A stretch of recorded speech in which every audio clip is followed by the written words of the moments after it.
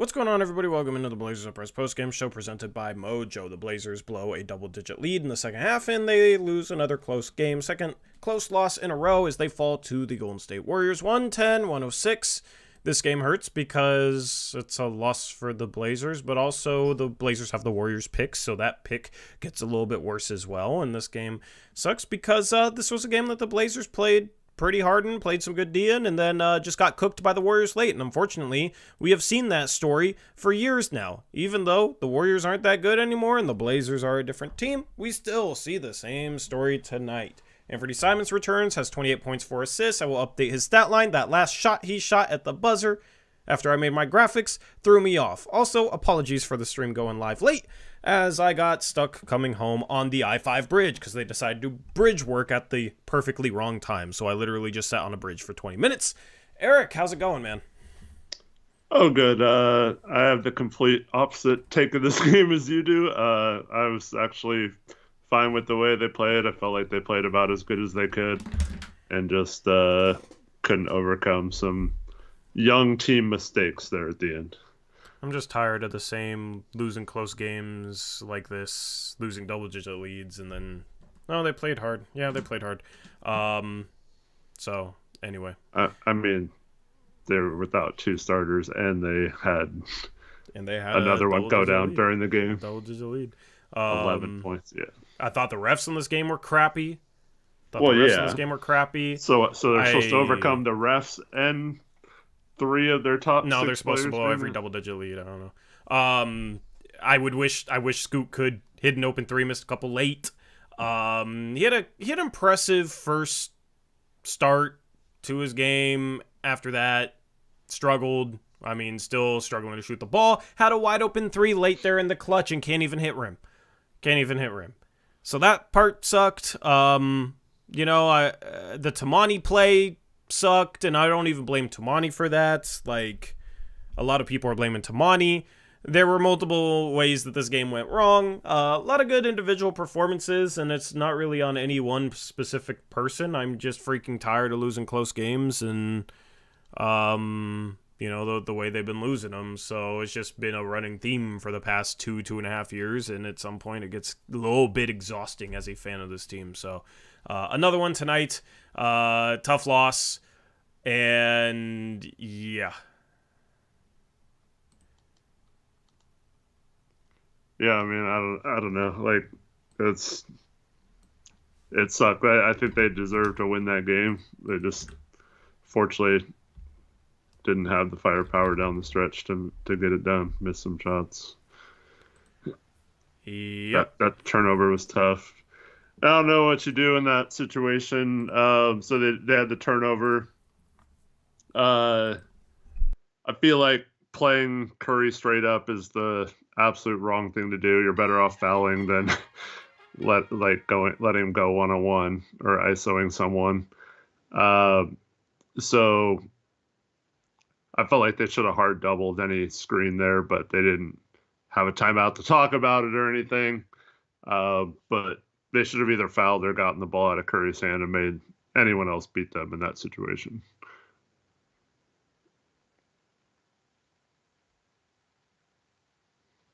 I think you're muted. I'm not impressed by this Warriors team. Klay Thompson lost a step. He shot the ball pretty poorly today.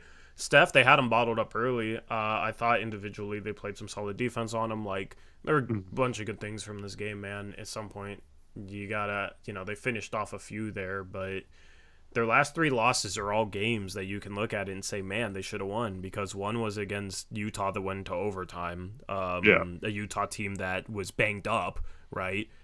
But they didn't make excuses. They came out and won that game. But as far as we went, like, we had a more talented lineup on the floor that game. You look at the Milwaukee game where they blow a 26-point lead, and you look at this game where they blow an 11-point lead in the second half. And the frustrating thing for me is it's just the same script. Like, you can look at things being different, and sure, I agree with all that, but how many times have we talked about the Blazers go on a run, the opposing team then calls a timeout, and it's all but guaranteed that they're going to go on a decent-sized run? Twice in this game, and I think it was both times we were in the second half. The Blazers go on a run, Golden State calls a timeout, and then goes on a 7-0 run after the timeout. Well, Klay hits his only three after a timeout. I think we're up 98-92 at that point. That's always frustrating. He finally makes a shot. Um, and yeah, I mean, the Blazers, unfortunately, Kamara got stuck charging on one play. Um, like you said, Scoot misses the three on a kick out. I mean, I think Tamani missed the three in that stretch too. Um, yeah, unfortunately, I think Ant pulled up for a three, not the last one, but shortly before the last one, missed it. I don't know. They just couldn't get it done in the stretch. Yep. Chat, give your takes in the chat. I don't know.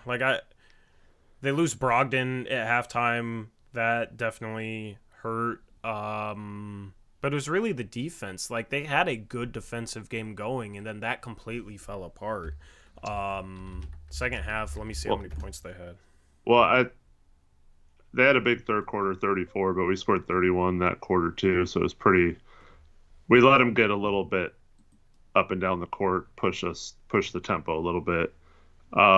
We gave up 62 points in the second half. I mean, the defense was not there in the second half like it was in the first. The first, I was really impressed with what they were doing defensively against Golden State. I think that's the best we've defended Golden State, like a healthy Golden State team, in a long, long time. Well, every single player on the floor outside of maybe Thibault was in foul trouble, so it became a case of you couldn't defend the same way you were defending in the first half, because otherwise everyone would have fouled out. Yeah, that is part of the problem. Brogdon hurt again. Don't know how severe it is. Apparently he was rubbing his knee, went sit on the bench, so now it's like you get one guard back, you lose another. That just seems how this is going to go. So hopefully he's not too seriously hurt, because I want to see this team get fully healthy. And today, missing their starting power forward, starting center, missing both Jeremy Grant and DeAndre Ayton. Yeah. I'm happy that they played hard, but at this point, I expect this team to play hard. You know what I mean? Like teams should play hard. Teams should play hard. I don't know. Like, this might feel negative, but I'm getting tired. Like, every game, like, oh, they played hard.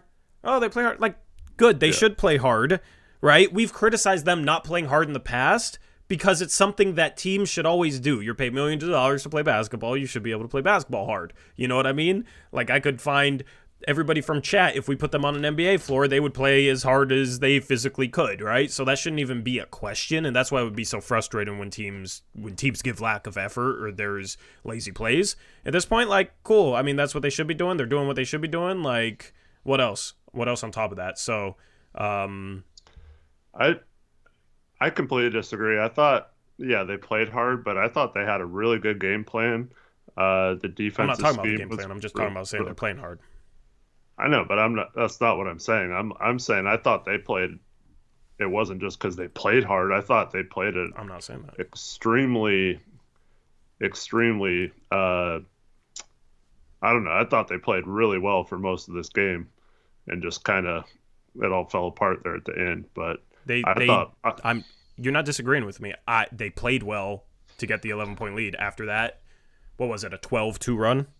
After that. Yeah, it fell apart. Third quarter Warriors, of course, falls apart. Like, yeah, are they still the third quarter Warriors anymore? I mean, they've been doing it sometimes this year. They can do it in spurts. You can't. Curry at that point when we took the 11-point lead was 2 for 9, I think, and Clay was 2 for 10 or something like that from the field. It's definitely a case where you can.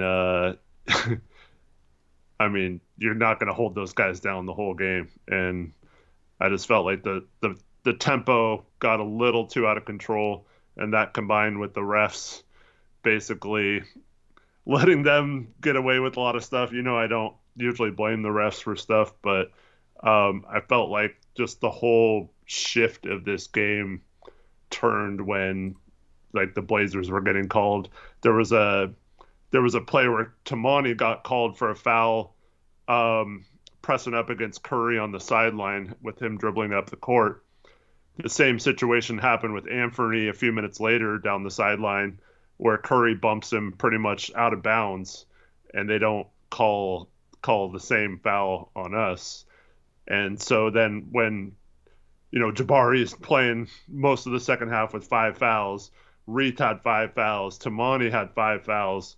It's just really hard when those guys were our main defensive forces tonight to be aggressive and keep that same level of defensive intensity on Curry when that you basically can't touch him or you're getting a foul.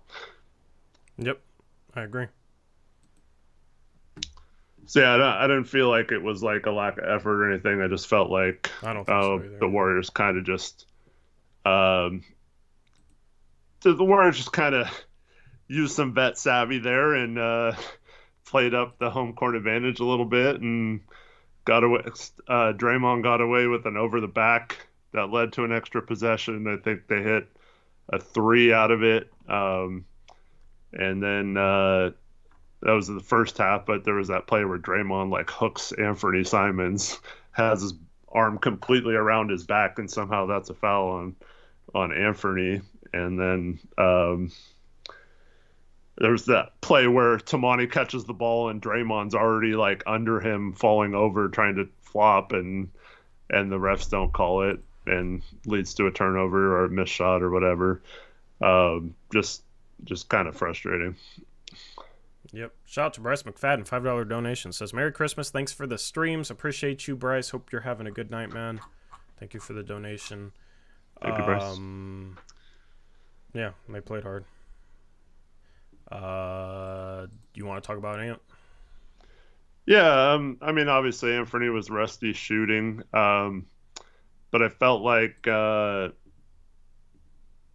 mean, you could tell his presence on the court led to the Blazers being a little bit better overall in terms of their spacing. Obviously, their 3-point shooting is going to take a bump, especially once we get Grant and Brogdon healthy. But I thought you could see he's the guy who can command the offense and run it and be that go-to scorer when we have those lulls. Just unfortunately tonight, he just didn't have the most efficient game. Wearing that big sleeve on your thumb and not playing for 5 weeks probably isn't the easiest to come back and have a dominant performance, but I think you saw glimpses of what he could be for this team, and I thought it was on both ends, not just offensive end. Yeah, we gotta let him knock the rust off before we start making any sort of judgments. He shot the 3-ball well, was 6 for 13, including a prayer at the end of the game. 10 for 27 from the field, missed a few layups, mid-range shots. Would like to see him try and get downhill at the rim. I dropped a video that ended up releasing 30 minutes before tip because I had to wait to drop it, but I talked about what I'm hoping to see from Ant. So if you guys want to watch that, feel free to check it out. But I mean, can't really expect too much more out of him than 28 points. Like, sure, would have been nice for him to finish a few more, but he's going to need some time to knock the rust off, you know, and I know that sports fans in general can be a little quick to overreact, right? And I'm kind of worried like he's going to come back, struggle a little bit, and then people are going to start saying, bring him off the bench.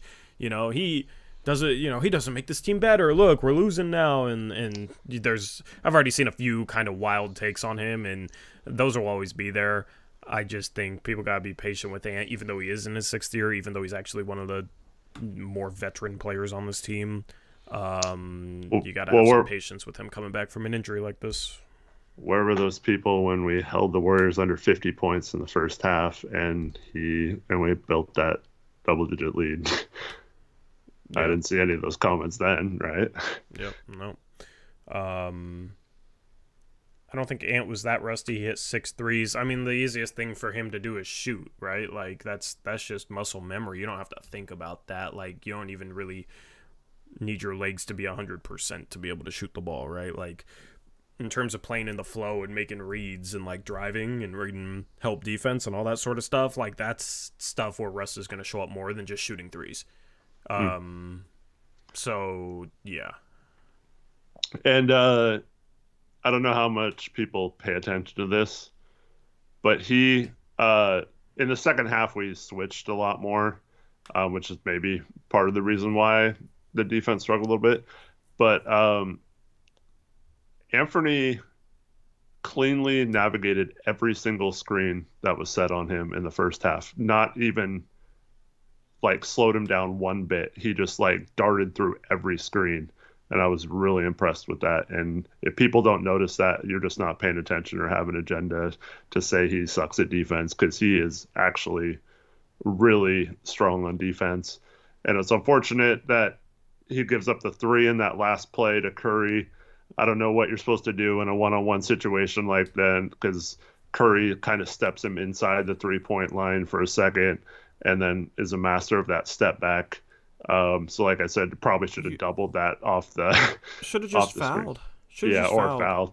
There's like a 4-second differential between the shot and game clock. We're down 1. So if we foul and they make both free throws, then you still have a chance to win, right? Yeah. You still have, or at least a chance to tie. Yeah. And you got Steph Curry, the best shooter in the game, literally trap him, try and get the ball out of his hands, then foul whoever it goes to. Mm-hmm. Literally that simple. And you give yourself a chance to tie the game. They don't even do that because they don't foul, and then they let him hit a 3. You at least got to run him off the 3-point line, like no matter what. Like the number one thing you can't let him have is a 3. So, but the thing is he's Steph Curry. So even if you try your hardest. Yeah. How do you not let him shoot a 3 if he has the ball other than fouling him? Like, that's why I said you either foul him right away or you hard double team him off that pick and you get the ball out of his hands. Like they tried to do a couple times and rotated pretty good out of it. The alternative is you don't even, like, you give him a lane because you're so close to him and like on his hip that much that you just give him a driving lane. Yeah, but like, I mean, I guess it doesn't matter because they call him fouls, but knowing the way this game was refereed, all he'd have to do is throw up some garbage 3 and they'd give him 3 free throws on that too. Exactly. But that's exactly my point. It's bad situational basketball to let that play out, and they didn't even have a chance to tie because of bad situational basketball. And that's like another thing where a lot of these close games, you can look at something and be like, yeah, that was probably the wrong call. That was probably the wrong call. Like, you probably should have fouled there with such a low differential shot in game clock, and you're going against Steph Curry, and you're down 1. But to their defense, they did just get a stop and got the rebound just seconds earlier. They had the stop. They played good defense. The thing is, if they hit a 3 with 30 seconds left, you still got a chance to go down and like you have more time to play the foul game. At that point, he hits a 3, like you don't got time to play the foul game. You don't got time to go for a 2. They went for a 2, they got a quick 2, didn't even matter. Yeah, that was after Curry hit the 3, but I'm saying before that they played really good defense. They had the stop. They got the stop. They got the ball. And unfortunately, Tamani has to throw it away.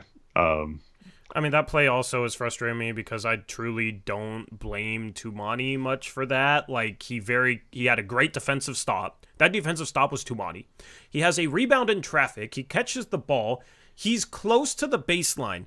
And I don't think he knew that he had as much space as he did. Like, he was basically tiptoeing the baseline with a little bit more space than he realized. But you can't expect a dude in that situation to have absolutely perfect spatial awareness. Like, he was keeping his heels off the ground. He was on his toes because he was trying to avoid putting his heel on the baseline. He was close to it. Well, and then Draymond goes swiping for the...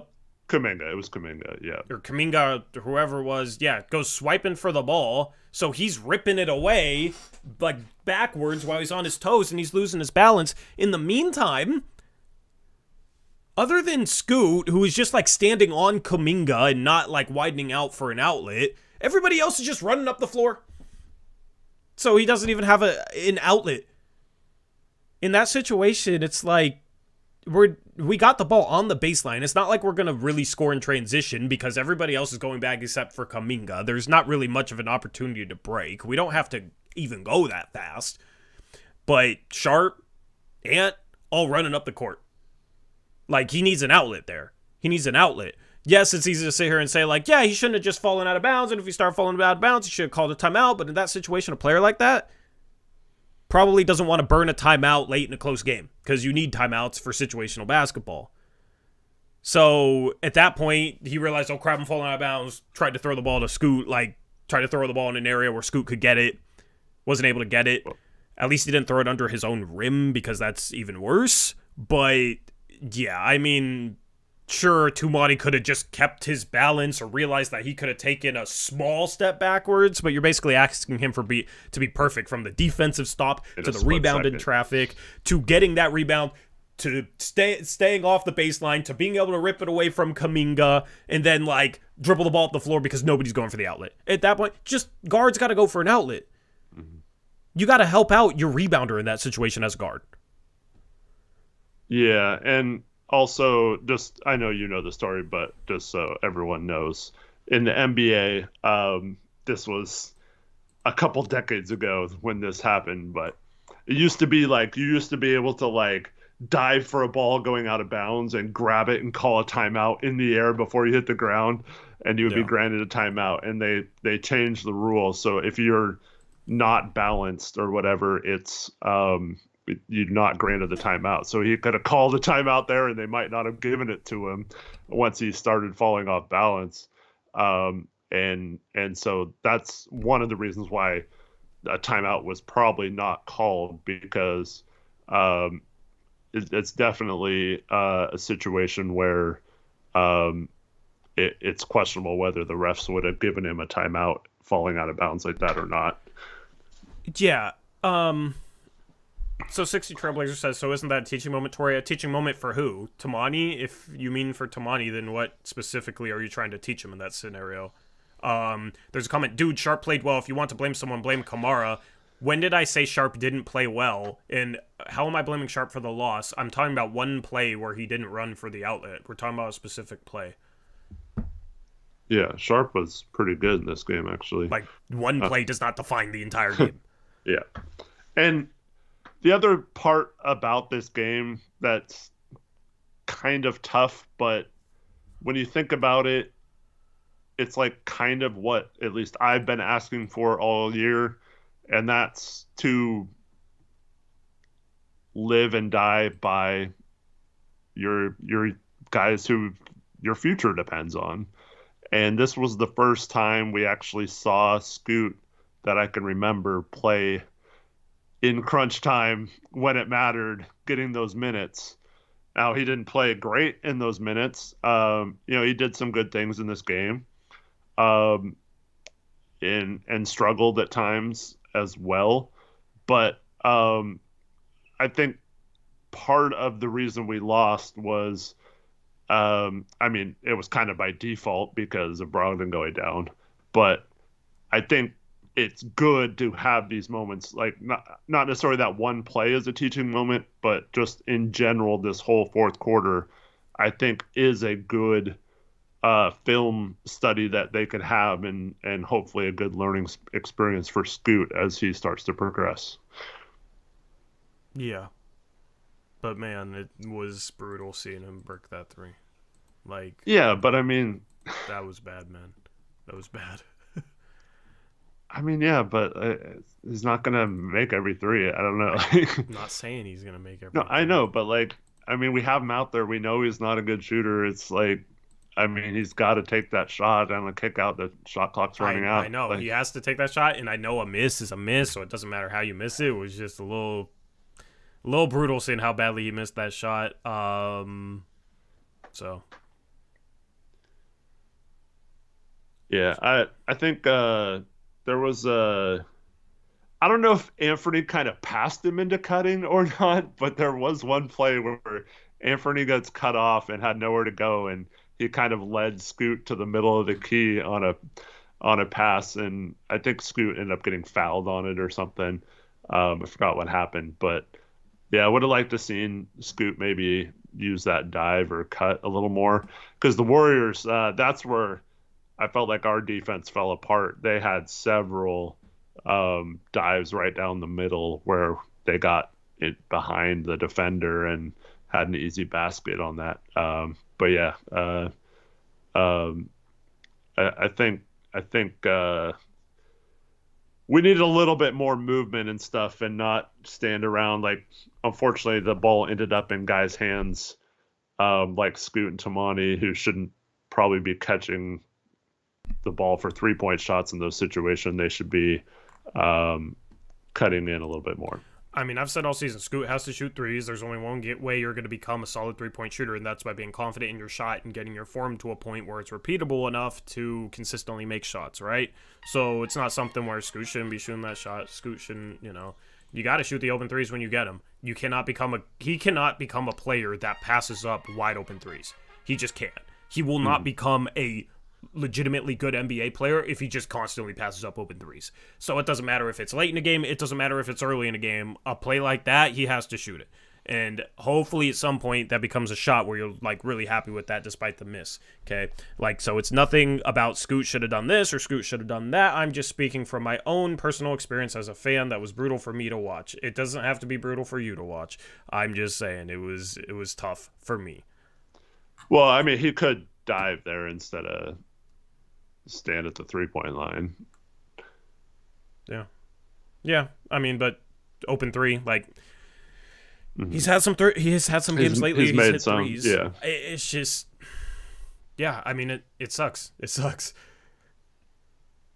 especially when you're playing against a guy who, you used to have a player that at times could go toe for toe with him. It's a little brutal, but like Scoot still has to shoot open threes, and I've been the one preaching patience with Scoot all season long. It sucks, but it is what it is, and the only way it's going to be better is if he puts the work in, maybe gets a better shooting coach. I don't know, I think he might need to tweak his form a little bit, and then he needs to keep shooting with confidence, because if you lose that confidence, it's game over. If you lose that confidence, it's hard to regain it. It's easier to lose confidence in your shot than it is to gain confidence in your shot. Just look at Ben Simmons and how he has never, ever been able to have any ounce of confidence in his shot. Look at DeAndre Ayton. Apparently all summer he worked on 3-point shooting. That's his own words. He worked on threes all summer long. He hasn't shot a single one this year. He doesn't have the confidence to step out and take them. He even said that Chauncey is allowing him to take them in the preseason. He hasn't taken one this season. So it's easier to lose confidence than it is to gain confidence. And if you lose confidence, you'll never be a good shooter. So that's the first ingredient. He shot that shot with confidence. Okay? But man, he has to work on his form. Yeah. He had some nice pull-ups in this game, but then he also had one. So they had one in the short roll where Ant passed to him around the free throw line, and he almost banked it in. It was so hard off the glass. But yeah, there's just a lot of shots where he misses it really badly side to side, or just like lacks touch. Mm-hmm. Yeah, but he did hit some big shots in this game too. I thought there was a stretch where Anfernee went out and Scoot was in the game with Thibault. And they kept running the dribble handoff for Thibault, and he had that one horrible pass across the court that got stolen for an easy 2. I was like, why are we running Thibault off dribble handoffs? Like, he's not that type of player. Like, just he's playing great with the catch and shoot threes, but he's not the kind of guy you want running your offense. And there was also a time out of a timeout where we had Anfernee and Scoot in the game, and Thibault brought the ball up 2 out of 3 possessions out of a timeout. Like, I didn't understand that tonight. Yeah, I don't understand that either. As far as Scoot goes, though, like, when you're missing all over the place, that shows me that the ball is not coming off your hand right a lot of times. Like, you can't get the ball consistently coming off your hand right. Because if it was something like, if you miss, it's because you tend to, like, pop your elbow in a little differently, or, maybe push your shoulder forward a little bit more differently. Like, those sort of inconsistencies regarding the shooting elbow or the shooting shoulder or maybe timing should result in some consistency in the misses. But when you're, like, left, right, long, I think he had an air ball. He was missing short, actually, a lot of times to start the season. That shows to me that the ball's not coming off your hand consistently enough for you to have good touch with it, and you're, like, pushing it to the left. That air ball, he pushed to the left. He's had some really bad misses where the ball has gone to the left at his set point. His hand's on the side of the ball. And Steph Curry, we played Steph Curry tonight, greatest shooter ever. At his set point, the hand's at the side of the ball. The thing is, he snaps it consistently through the ball, so he's able to consistently shoot the ball. So it's not something where the hand being on the side of the ball at your set point is a detriment, but it just depends on how you're able to get your hand to snap through the ball, to get your fingers to get behind the ball by the time the ball's coming off your hand. He doesn't have any consistency regarding that. Sometimes his shot looks great and, he hits it when it comes off his hand right, and sometimes he doesn't get his hand all the way through the ball, so he pushes it to the left and he airballs. We've seen him airball multiple shots to the left this year, and it's because he's not getting his hand through the ball consistently, and that's also probably part of the reason why he missed a shot really bad long. There's just his shots all over the place. That shows me that it's not consistently coming off his hand. Well, it's not just his shooting, in my opinion. It's his dribbling and his passing. Like, it's everything. It's like he has not big consistent. hands. Yeah, so like it just seems like it's like the ball just gets kind of rolling around in there. So when he dribbles, it sticks a lot, and it's almost like he's palming it every time, or it's like curling up in his arm. And then when he goes to shoot, it almost looks like he's doing the Jerome Kersey dunk motion when he grabs the ball and then tries to pull his wrist back to the right position. But he does that when he passes too. So yeah, I just feel like the ball just is never comfortable in his hands. And good thing is, he can fix that, I think. I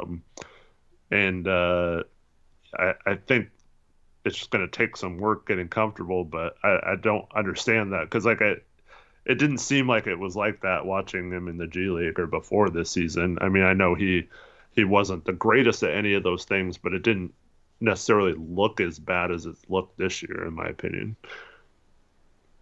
Yeah, I mean, he still had a lot of the same form. I think his form looks exactly the same now as it did in the G League. It didn't look as sloppy, though, in my opinion. Like, what looks sloppier about it? Like I said, it just seems like the ball gets stuck, and like he's just a much more sloppier, looser with it. Like it didn't seem to like roll around in his hands as much, or like he didn't lose it as much in the G League. Yeah, I don't know. I think a lot of the highlights, right? Like, I didn't watch every game, so like a lot of it was like good footage. He had some pretty bad misses last year where I thought the ball looked pretty loose in its hands, like you're talking about, where it was kind of similar. But in the G League, you have more time to shoot. So he has more times to get his hands exactly how he wants them. The thing is, in the NBA, like the best shooters, they can have their hands on the ball a little bit weird, and they'll figure out how to shoot the ball correctly, right? I think Dame has even talked about that before. I've heard, I don't remember who it was. It might have been Dame, might have been somebody else, but I've heard somebody in the past talk about like working on shooting the ball with their hands a little different on the ball to get used to, if they can't pick up the ball perfectly off the dribble, still being able to knock down those shots. Because there's going to be a lot of situations where you're going to pick up the ball a little differently or catch the ball a little differently depending on how you're moving, and your hands aren't going to be absolutely perfect, and you still have to figure out a way to shoot the ball effectively, right? In the NBA, where he has even less time, he has less time to get his hands perfect on it, and his jump shot is the type of jump shot where he has to have his hands perfectly the way he wants them to be able to have any chance of hitting the shot. So there's just a lot that goes into his shooting right now that is holding him back. When he's able to like size up his defender for like multiple dribbles and kind of like get a rhythm and then like get his hands into the shot the way he wants and set it up the way he wants, he shot the ball decently, right? Like that step back against Dame, that wide open shot against Indiana where they basically completely left him after a tip out rebound, right? Like he was able to dribble into those shots and get his hands the way he wants them. The thing is, catch and shoot, his hands aren't consistent on the ball. His hands aren't exactly there. And then some off the dribble stuff, it isn't right as well. So, yeah, there's just a lot of work to be done with this shot. Yeah, I don't know. I feel like he's constantly like a millisecond away from losing the ball every time he touches it. I get like anxious when he has the ball because it just feels like he's going to lose it at any moment. It's like just not smooth at all yet. I don't know. Yeah. Yeah, Um, Sharpe had another good game. 3 games in a row, he's had a good game. He was 10 for 18, 4 for 9 from 3. He's got his 3-point shot back. 26.6 rebounds, 5 assists. He's been doing it on the boards, passing the ball. Only 1 turnover, only 1 foul. He was very solid again tonight. Plays 42 minutes in this game, and if Brogdon's out for an extended period of time, I mean, you got Ant back, but man, you look at a game like this where Ant's back and you have Brogdon for his first 13 minutes and you have Scoot and Sharpe still plays 42 minutes. I'm worried that we're about to go on another stretch where Sharpe's playing so well that Chauncey wants to play him 42 minutes a game for a period of time and Sharpe gets gassed and then starts to struggle because we've already seen that happen once this season. I do not want to see that happen again because he started to play a lot better. He looks fresher. He looks a little quicker, looks a little springer. He even talked about, I don't remember the exact quote, but he even had something where he said, like, yeah, the legs might be catching up to him. I'm paraphrasing. He even made reference of maybe being a little bit gassed after that stretch. So, Sharpe, I love the way he's playing. Chauncey has a serious problem of falling in love with, like, the way 1 or 2 guys are playing and running them into the ground. He's done this every year as a coach for this team. So hopefully we're not about to see that with Sharpe because I think part of the reason he's playing good right now is because he finally had a stretch of games and some off days where he wasn't being run into the ground. Yeah, hopefully this was just a one-off. Knowing Chauncey's history, it's not. But yeah, hopefully it's just the foul trouble and Ant's first game back and Brogdon going down. The minutes caught up to him. But yeah, I completely agree. You cannot run him into the ground. You should not. Like, there should be an upper minutes restriction. Like, how people come back from injury and have a minutes restriction. There should be an absolute minutes restriction on, like, it could maybe be like as high as 38 or something, but like we should not, outside of maybe an overtime game or something, play him more than 38 minutes. Yep. I would have liked he had a stretch there where he like didn't do anything offensively for over 4 minutes. From 5:32 left in the fourth to 1:18 when he got to the free throw line. And that was on a rebound. That was a loose ball foul. So that wasn't even him doing anything offensively. He didn't have a shot attempt from the field over the last 5:32, Eric. Mm-hmm. The Blazers, when he took his last field goal attempt, were up 98-92. And then Golden State goes on a 7-0 run. And Portland, the rest of the game, had 2 field goals. Mm-hmm. In the final 5:32. They have 2 made field goals. That's part of the reason why I'm like, sure, they play hard, but it's like there's many little things in this loss that frustrated me the way they went down. One of them is Shaedon Sharpe looking like a freaking star, and I don't know if he was gassed the last 5:30, so he didn't assert himself because he was exhausted. Which they already hit the 38-minute mark at that point. Yeah, because he's playing so many freaking minutes, because Chauncey wants to run him into the ground, even though we've seen this story go wrong before. But you got this dude, he's your best offensive player on the night, and he doesn't take a field goal attempt the last 5:32 when you have 8 points in 5.5 minutes, which isn't good. You were struggling offensively in the quarter before that. They only scored 20 points in the fourth quarter after their lowest scoring quarter being the first quarter where they had 26, right? So lowest scoring quarter. And it's just frustrating how the offense goes away from him. We don't seem to design anything for him because you can't even get this man a shot in the last 5 minutes and 30 seconds. And we're talking about like Shaedon Sharpe. He's looking like a star the last 3 games. He's averaging like 26 a game the last 3 games. But when it comes to the last 5.5 minutes, can't even get anything for him. And he's not even asserting himself. You like, maybe you can blame him a little bit. Like Sharpe has to be more aggressive in the last 5.5 minutes. But also, it's hard to blame him when he's playing 42 minutes. Mm-hmm. Yeah, completely agree. We've been saying that all year on these shows. They're like, why not run just a simple curl for him to come up to the free throw line and get the ball? Especially when they started ratcheting up the pressure on the pick and roll, they started double teaming a lot. there was a play at the end of the third quarter where they hard doubled Scoot on the sideline, and time runs out again. I thought Ant did a pretty good job of navigating some double teams, but once a team starts showing what they're doing, why aren't we running a different action other than pick and roll with the other guys just standing around? I don't know. I do think there were a lot of positives about the coaching tonight, though. It was really weird, but we started the game with Anfernee on Draymond Green and Damani on Curry, and I thought that was. I mean, we're playing fantastic defense on all their perimeter players. The rebounding was decent enough. I thought Reith played really well in this game. Unfortunately, there was that stretch where we couldn't get a rebound too in the second half. But that was the other frustrating thing, is there was periods where we played great defense and just got absolutely killed on the boards, and that's what happens when you're starting to do up Reith at the center spot and have no backup center. So I get it, but that was the other frustrating part about this game, man. It's just getting killed on the offensive glass. We are a terrible defensive rebounding team. Mm-hmm. Terrible. Well, I do not understand this. I mean, I haven't watched too many Warriors games this season, but what the heck was Steve Kerr thinking not playing Kuminga in the first half?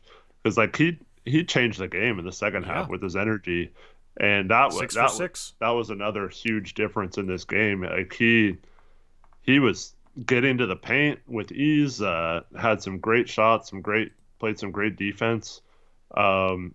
And like he was the main reason, outside of, players starting to hit some shots, but like he completely changed the complexion of this game. And I was just like, what? Why didn't he even play in the first half? Like, I thought he was maybe hurt and just not on the injury report or something, but nope. It just DMP in the first half and then is their main player in the second half. Didn't make any sense. Yeah. Moody was their only player in the first half doing anything. Scoot got just absolutely cooked off the dribble 2 possessions in a row by Moody. Like, I think he's been fine defensively for a rookie this year, but that was not fun to see. And then Kuminga, I mean, they have to tap into him. Like, he's talented, he's athletic, he has some size, he's efficient. Like, permanent basis last year, like he actually had more impressive numbers than you'd think. They have to find a way to tap into him because he's a plus 13 in 17 minutes. He absolutely changed the complexion of this game. Had 2 steals, 6 for 6. Like, yeah, he definitely made a huge difference. I don't understand why they didn't play him earlier, but just rebounding wise, man, like, you give up 15 offensive rebounds. Really? 15? Like, I understand that they're undersized, but you're going up against a Warriors team that doesn't have a legitimate backup center. Their backup center is Dario Saric. Like, he's not – he's a pretty small backup center. He's not going to out-jump anyone. He's not really going to out-physical anyone. Then you got Draymond, who has 6 offensive rebounds. Like, you got to do a better job collecting rebounds. And that hurt them in this game. Like, you forced them to shoot 29% from 3. Steph shoots 5 for 13. That's a pretty good clip to force Steph to shoot. Like, I think it's like 38, 39%. Like, you'll live with that, right? He didn't cook us. He had 31, but a lot of those came from the free throw line. The refs cooked us more than Curry did. But you got to collect defensive rebounds. We are the 3rd worst defensive rebounding team in the league. We also get the 3rd most shots blocked as a team in the league. And we also are the 4th worst team at finishing within 5 feet. Yeah. That is all interior stuff. That is all having size and playing strong and hustling, right? I don't think the lack of defensive rebounding necessarily a hustle thing, but it was like we're moving on from Dame and his like 2-guard lineups, 3-guard lineups, undersized backcourts. Like, we're moving on from that. Cool. Okay, he's gone. We still get dominated on the interior in almost every aspect, no matter if Jeremy Grant and DeAndre Ayton play or not. Because all these stats are based off those guys playing pretty much the entire season, right? So, I mean, that came up, that hurt us today. That absolutely hurt us today. Because we give up 15 offensive rebounds. Now, they didn't block a lot of shots, only 3 blocks. But how many games are we looking at where it's like, oh, bunch of offensive rebounds for the other team, and then they have like 9 blocks as well. So I think the block number has something to do with outside shooting too. We need, that's why Ant being back definitely helps with that as a floor spacer. But it's frustrating consistently getting dominated on the interior part of the game. Yeah, and I will continue to say this. I don't think it had anything to do tonight with the 3 guards. It was just, if you're going to play the 3 guards, you have to have legit rebounding in your 4 or 5 positions, and unfortunately we didn't really have that tonight. I mean, Tamani had 13 boards. Yeah, Tamani and Jabari were good, but they were both in foul trouble and couldn't stay on the court as much. I mean, here's the problem. Thibault plays a lot of 3, 1 rebound, 31 minutes. Thibault does not do a good job rebounding. A lot of times on the defensive end, he's like not even in position to rebound because he like gambles for steals and stuff, and I know he gets them. He had 3 steals today, but that's 3 defensive possessions. The thing is, people will see a game like this and remember Thibault's like 2 or 3 steals and be like, wow, he played phenomenal defense, right? But oftentimes gunning for steals as hard as he does comes with some downsides. Like, he has to do a better job rebounding the ball because every defensive possession, every stop, you have to close it out with a rebound. 3 steals in a defensive game where you have like 75 defensive possessions, it's nice, and you can score some offense off it. It can swing a game for sure. It's definitely important to have guys that can make some defensive plays like Thibault can, but he also has to do other things than that. He also has to rebound the ball. Like, Scoot is a point guard. He has 2 rebounds in 26 minutes. He's a point guard. Okay, he's the smallest guy on the court. You kind of understand it. Somebody like Thibault, who is 6'5", long arms, can jump, you got to get more than 1 rebound. The problem is we just have so many guys on this team where they are subpar rebounders for their size. The other guy is Uprise. He is a really poor rebounder. Really, really poor for a center. Yep. He's a Jeremy Grant level rebounder for his position at the center spot. How many rebounds did he have tonight? He had 6 rebounds in 22 minutes, which looks fine. It's just he gives up a ton of offensive boards. Mm-hmm. So oftentimes it's not even necessarily reflected in his like rebound stat, right? You can't necessarily just look at rebounds. You can look at it a little bit, but you got to look at, okay, how many offensive rebounds are the other team getting, and why are they getting them? A lot of times it feels like Uprise just gets physically overpowered on the defensive glass. Can't jump high enough to collect some boards. The other guys can. Doesn't box out well enough. Like, just like every aspect that goes into rebounding, it feels like Uprise struggles with it. Yeah, we have 2 guys on our team that are the opposite. Kamara uses his physicality and his grittiness to like get his nose in there and get rebounds, high point the ball and all that stuff.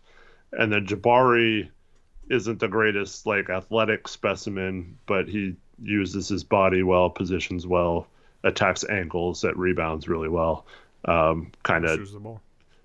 Knows where, or kind of tries to figure out where the ball is going to come off while it's in the air and get to those spots. So you watch those 2, but I mean, Reith is what, like 6'8" or 6'9" or something, and Jabari played center for the time that Reith wasn't in until he fouled out, and then we went super small after that. So yeah, a little bit of it is just as good of a rebounder as Jabari is when he's playing center, and you're playing, Matisse and Sharpe and Scoot and whatever other guard is in the lineup. That's just not a lot of size to rebound and puts a lot of pressure on an undersized center to get every rebound.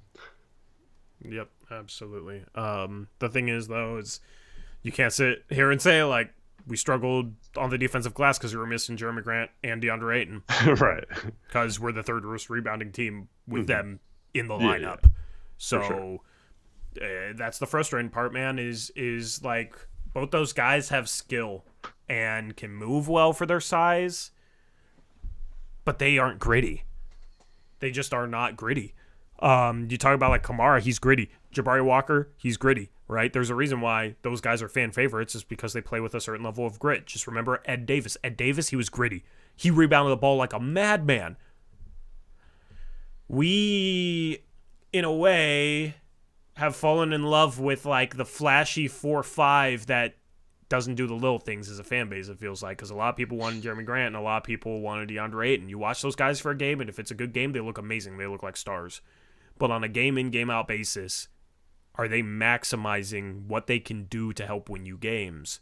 Because those guys should have more of an impact outside of just scoring the ball. And DeAndre Ayton rebounded the ball pretty well to start the season. A lot of those were uncontested. His rebound percentage has since declined. Jeremy Grant, we've talked about his rebounding, or lack thereof, for the past year and a half. Even before we got him, it was pretty obvious. He's not a good rebounding for whatever reason. Still don't even exactly know why. Like, it's a combination of things. And we've watched this dude for a year and a half. It still kind of baffles me. So we don't have a level of grit there. And you look at Ayton and how kind of finesse he's been this year, and it's like, man, we got some talent at the 4 or 5 spots, but we don't got guys that will physically dominate anyone. There is no dominating anything in terms of a physicality standpoint. And that was something I talked a little bit about this past offseason, was like, we need to become a team that can win physical battles. We've played too small, but some of it's in the front court. Nurkic was like our one guy at a position where he would have a physicality edge. And then we subbed him out for Ayton, who's more athletic, but doesn't play as physical as Nurkic does. We gave up that edge we had in the physicality department. Long term, once you start talking about this team getting back to the playoffs, they need to be able to win physical games. They need to be able to win physicality battles. And they are currently not built in a way to do that. They got a lot of young talent at the guard spots, and you don't really expect to win physicality battles at the guard spots. You want more skill there. You want shot makers, guys that can create, guys that can hit threes. Obviously, that's great to have in a forward. But in the front court, that's why I don't know if the Blazers have anybody at the power forward or center spots, outside of maybe Toumani Camara, if you want to consider him a 4. I don't think they have anybody set at the power forward and center spots long term in terms of their team that could hopefully contend someday. Yeah, I agree. Unless you want to say Toumani's 4. I thought he did fine at the 4 tonight. Yeah. That was my main takeaway from this game. If you're looking at it like in a macro point of view instead of a micro, I felt like it was crystal clear in my eyes. Like, feel free to think differently, chat. I totally get it if you like some of those guys. I like Brogdon as a player. I have a lot of respect for Jeremy Grant. Ayton's been fine this year, in my opinion. Like, he hasn't been as annoying as I thought having Ayton on the Blazers would be. But like all the things you said are also true. And so like I look at the way this team played tonight, how scrappy they were on defense, despite having Duop Reith as your starting center and, Toumani playing at the 4 and the 3 guards all playing together.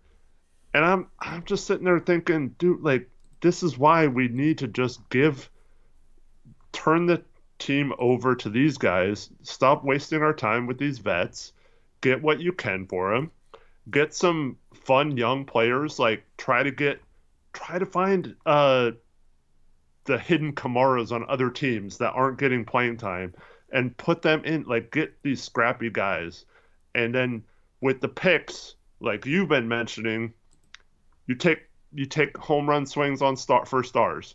And so you get you're not going to trade Jeremy Grant for a star or whatever, but you could get a pick that could lead to a chance to get a star, even if it's like 5%. Yeah. So like, I think that's clear in my mind. You trade Grant, you trade Brogdon at the very least. and you get what you can for those guys. Get some picks, maybe a first each for them, and you let Scoot have these moments. And it might not be pretty, but like we need him to develop. So like give him these moments where he's not going to the bench and watching Brogdon take 5 shots in this situation, and maybe we win the game tonight if Brogdon's healthy, but then like Scoot didn't get the minutes, and so is that really better for us long term? So I think we should do that, and I think both of those guys have value, and it's nothing against either of them, but I just think that we need to focus on the guys that were on the court tonight playing, and that they're very clearly 4 or 5 of them are our future, and we should be investing in them and not blocking them at all with some of these veterans. Yeah. I also want to add another stat that adds into the interior problem this team has. But before that, let me thank a couple of donations. Shout out MGJJ123 with a $5 donation. Says, thanks for your shows. Your podcasts are always fun to watch after games. Thank you, MGJJ. Appreciate you. I'm glad you enjoy the show. And then shout out to Don and J Tor with the $5 donation. Finally back with another one. He says, hey guys, big fan here. Is Tamani a top 10 player in this draft class so far this season? Also, thoughts on Quentin Grimes. You could definitely make the case that Tamani, impact-wise, is a top 10 player in this draft class. I can get on board with that. You know, like statistically, I don't think he's going to get that sort of love from the people that are just going to look at, like, how many points per game, rebounds, assists, shooting percentages, guys average. If you look at Tamani statistically, he's not that impressive. So casuals that don't watch enough of him won't think he's that good of a player. If you watch him on a night-in, night-out basis like we do, you realize what sort of impact he has. Thank you for the donation. And then shout out MGJJ123. Not only did he donate, he also became an all-star level member. So shout out to him. Appreciate you. If you guys want to become a channel member, click the join button below. The stat I'm going to add, Eric, is honestly, like, when we don't force turnovers, we're still a bad defense. Couple stats to back that up. We rank 20 in adjusted defensive rating. Okay. We force the most turnovers in the league, and we still rank 20th in adjusted defensive rating. Now, of course, when you're forcing a lot of turnovers, that involves taking gambles. So the other side of that, when you're not forcing turnovers, there's going to be some downside that maybe is a justified trade-off. You know, but it's like if you're forcing the most turnovers in the league, you should be higher than 20th in terms of your adjusted defensive rating. Like, you should be higher than that. And that basically means when they can't force turnovers, they're screwed. You know? And what did we talk about last year was one of this team's biggest problems, chat.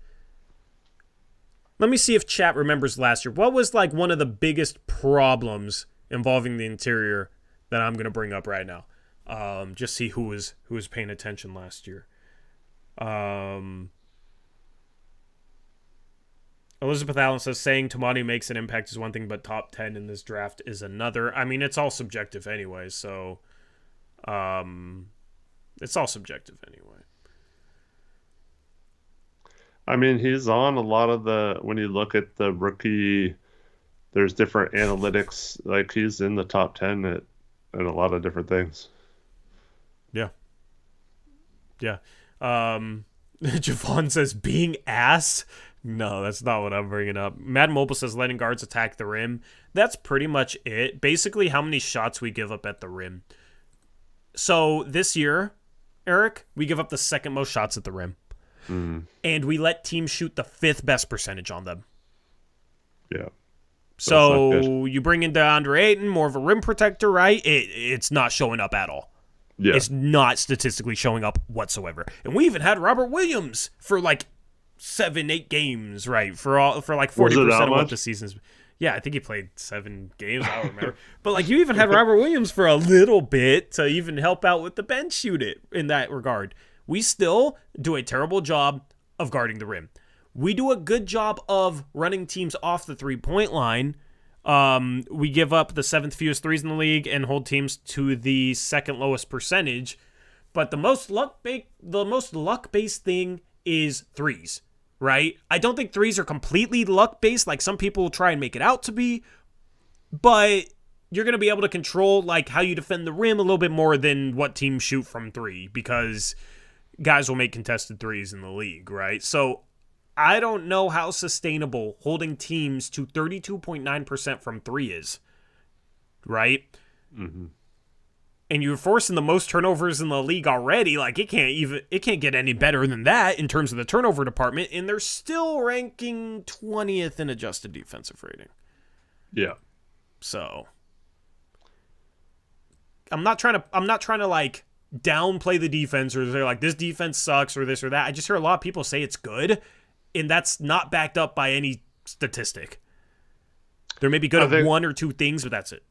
I think it's good relative to what we've seen the last 3 years. I think that's. I mean, that's a very low bar. I know, but that's like a lot of this stuff is like the bar has been set so low the last couple of years that it's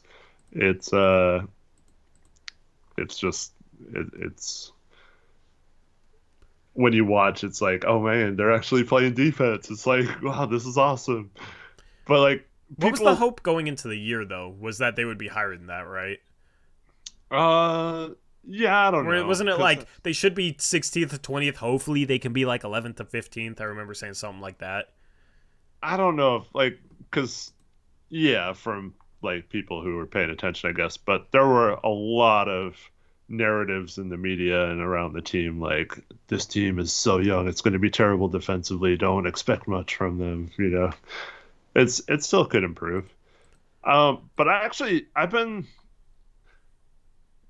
been fairly pleased with the like toughness and the ways they played on the perimeter.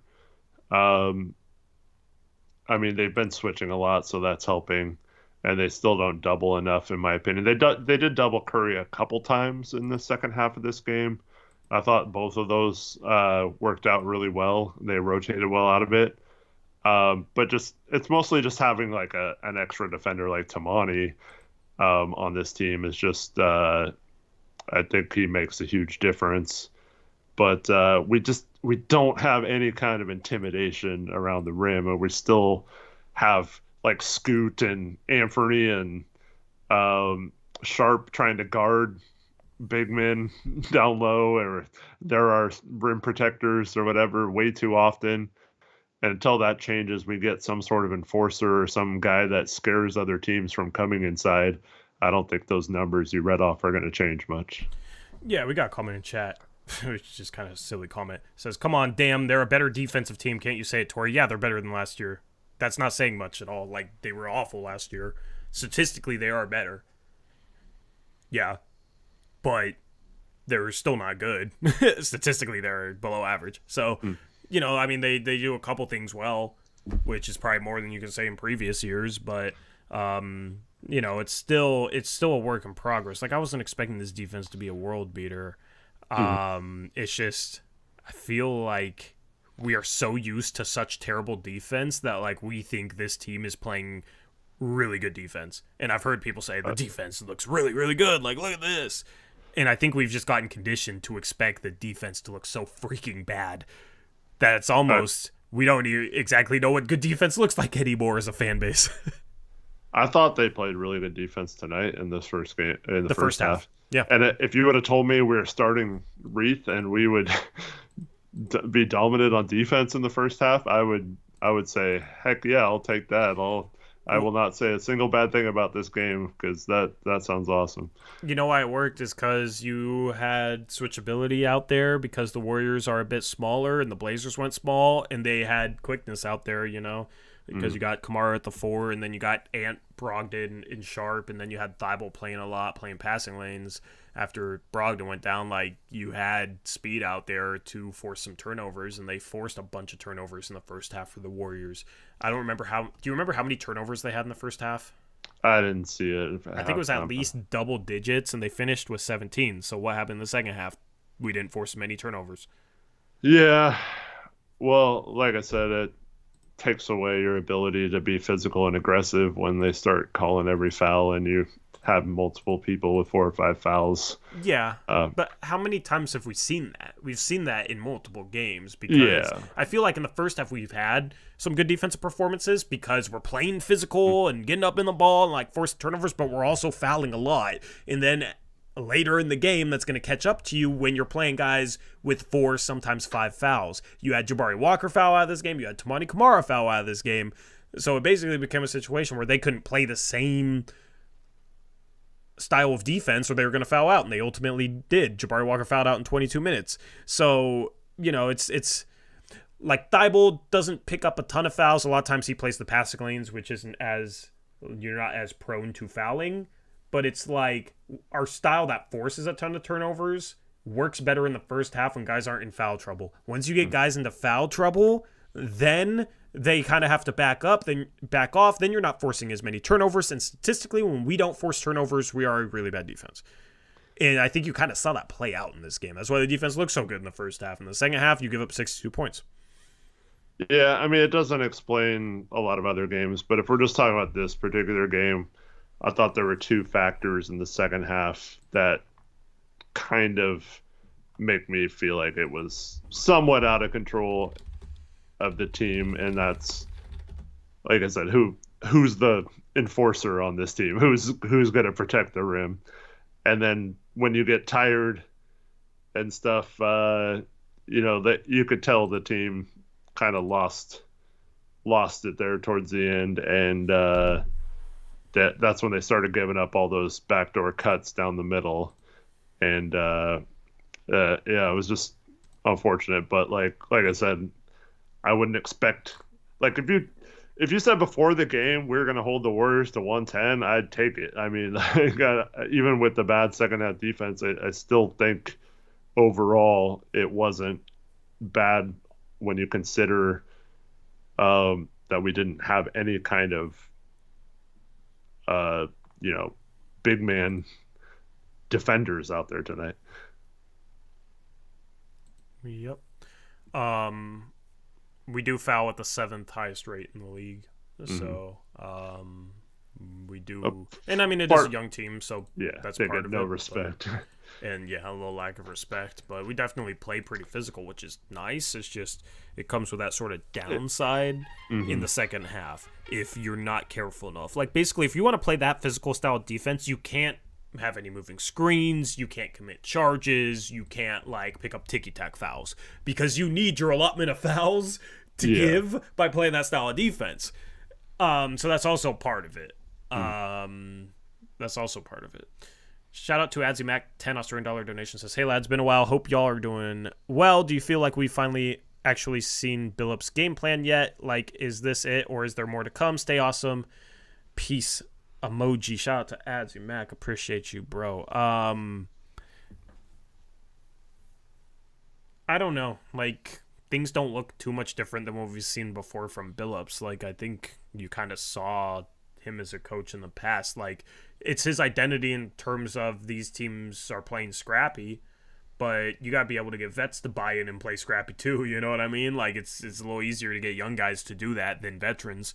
So he's got the team playing hard, but offensively still, I mean, it's the worst offense in the league. And there was a comment in chat, defense isn't what lost us the game. Once again, it was our offense. I mean, the offense is the worst offense in the league statistically. Yes. They are 30th ranked in adjusted offensive rating. There's no argument there. Part of that is they haven't had Anfernee Simons. Anfernee Simons should be a help there. When we're talking about the defense, it's not to say it's worse than the offense, because nothing's worse than this offense has been this season. But yeah, offensively, some of it is a lack of like playmakers, but it doesn't feel like there's much of an identity on the offensive side of the ball.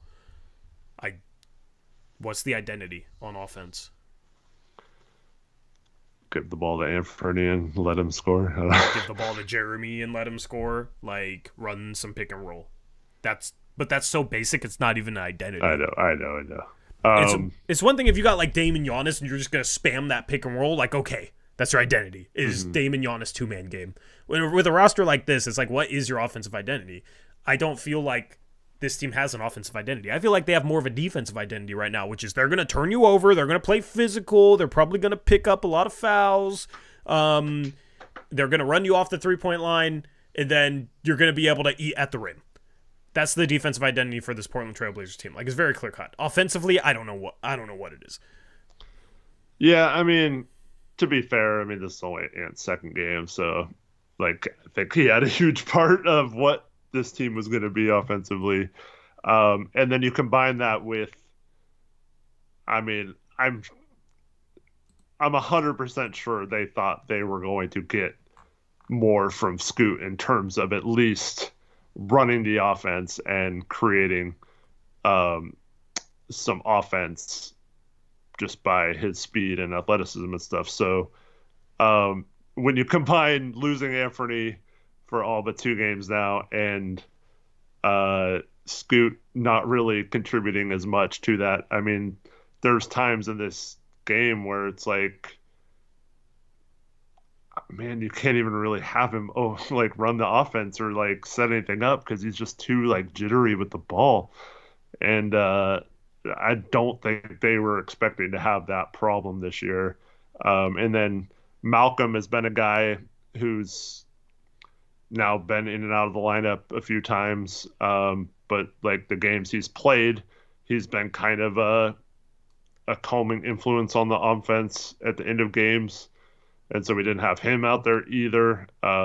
It's a bad mix of it was very fragile to begin with once we traded Dame. They talked about this free-flowing offense and how it was going to open up so many things not having a ball-dominant player. But, I just don't really see it that much. There's not enough movement off ball. It's too stagnated to really work the way they had talked about it working. So I don't know, man. Yeah, I don't know what the identity is yet. But I mean, had a lot of injury-prone players on this team, and they've all been injured so far. So it's also tough to really blame Chauncey, but it is his 3rd year. He needs to start showing stuff, you know. You know what I didn't even realize? Like, this stream, I'm basically just pouring over a bunch of stats for this team. You know what I didn't even realize? And I'm laughing because the whole narrative was that, once Dame's gone, this team on offense can play like more of a team. They won't play hero ball anymore. Like, Chauncey will be able to put in his system and get guys to share the ball and play off of each other. Guess where we rank in assist percentage? I'm guessing it's not good. Dead last. Yeah. Dead last. Do you have last year? Last year? Yeah, I do have last year. Last year, we were 18th. Not bad. We went from 18th to dead last.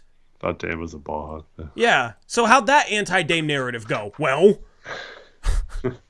Dame doesn't make his teammates better. Well, without him, we have nobody making anyone better at all because we rank dead last in assist percentage. And assist percentage is the percent of made field goals that were assisted. Okay? So you could say like, oh, well, I feel like an argument might be, well, we miss a bunch of shots. That's why our assist percentage is so low. Our shooting has been awful, to be fair. But that would be the case for assists per game. This is assist percentage. Okay? This isn't based off missing shots. Okay? This is the percentage of the shots that you made that are assisted. Right. Yeah. So missing a bunch of shots does not come into play with this at all. It's the percentage of made field goals that were assisted. We are dead last in that. So the shots that we do make, more than any other team, basically come off iso ball or somebody just making a play on their own that's not assisted. So there is literally no defense for that. With a team like this, there's no defense. If you have the best ISO player in the game, Michael Jordan, you just give him the ball and he scores 40 points a game and you have a good offense and you're ranked last in assist percentage, who cares, right? You got Michael Jordan, right? You got the greatest player of all time. Oh, really? Maybe I sparked an argument in chat, right? I'm just making a point, okay? I'm making a point. Because if you have LeBron, You're going to have, like, LeBron passing the ball. There's a little bit more of, like, a point forward than MJ was. MJ was more of, like, that just pure dynamite score. So, I hear you. yeah. If you got MJ, sure. When you don't got a single star, Anfernee Simons goes out, how is your offense to the point where you are last in assist percentage? That's ridiculous. What? And that's the thing, is there's no more excuse. Chauncey got his guys. Was the narrative on media day, Eric? Chauncey got his guys. He's now going to be able to implement his offensive system. And, you know, they're finally going to be able to play like a team without Dame. There was like hidden little messages during media day that like implied that they were going to be able to play like more of a team on the offense side of the ball. They have played like less of a freaking team. So there's just no identity on the offensive end. Like, they, not only do they miss a bunch of shots, but they also, the shots they do make often just come off just ISO ball, hero ball, BS. Even more so than when they had Damian Lillard. Yeah, well, I think that's where what I was talking about earlier with Scoot comes into play. I think they thought he was going to just, at the very least, be someone who ran the offense and set up teammates for shots. And unfortunately, you can't even dribble well enough to do that yet. So yeah, I do think that they got a little bit ahead of themselves with Scoot being ready to take on some of that responsibility, and unfortunately, he hasn't been yet. Yep. It's a loss. We got to do Tankathon. Yeah, we do get to do Tankathon. Gray says we miss a lot of shots and get a lot of putbacks. We do rank 5th in second chance points per game, but that's not going to explain such a differential. Like, the Warriors are the number 1 team in assist percentage, Eric. They rank 3rd in second chance points. Yeah. Or no, that was last year. This year they are 2nd in assist percentage.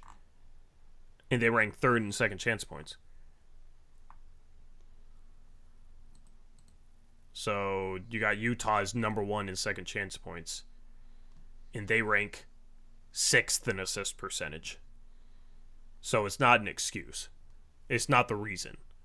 Those teams are both in the lottery, though, right? Yeah. You also got Orlando ranks 2nd in second chance points. And they rank 15th in assist percentage. And the Knicks rank 4th in second chance points. And they are 26th in assist percentage. So the 4 teams ahead of us in terms of second chance points rank 2nd, 6th, 15th, and 26th in assist percentage. So it's not, we don't rank dead last in assist percentage because of second chance points. Because of, yeah, that doesn't explain it statistically. So offense is not, there's just no identity. There's just no identity to the offense. The offense is still exactly what it's always been, even more so. Because at least when you played hero ball off Dame, he would draw the defense, kick out to Josh Hart, who would then draw the defense, kick out to Jeremy Grant, who would maybe make an extra pass once in a while to Ant, or if you kicked out to Josh Hart, oftentimes he'd make the extra pass even if he had an open shot. At least last year, Dame sparked ball movement. This year, it's just, there's just nothing. There's no movement, man. There is no movement. The ball doesn't move. It's still very stagnant offensively, and they play a lot of ISO ball. And the only time it moves is when we're doing dribble handoffs, and that drives me crazy. That was one of the stats things too that drove me crazy was they would do the dribble handoffs, but they would it would continually move every time they handed it off, would be further and further away from the hoop instead of having actions going towards the hoop. All their actions were towards the sidelines or towards half court instead of towards the hoop. And that never made any sense to me. You know what that's called? That's called window dressing. Yeah. It looks nice, but it doesn't accomplish anything. It's window dressing. And it was that way with Stotts, and it's that way with Chauncey. Yeah. I don't have confidence in Chauncey on the offensive end as a coach at all.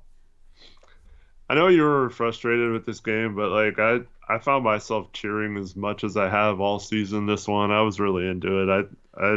I thought the team at least showed up and played well. I Yeah, mean, just I don't think the team didn't necessarily play well. That wasn't necessarily why I was frustrated.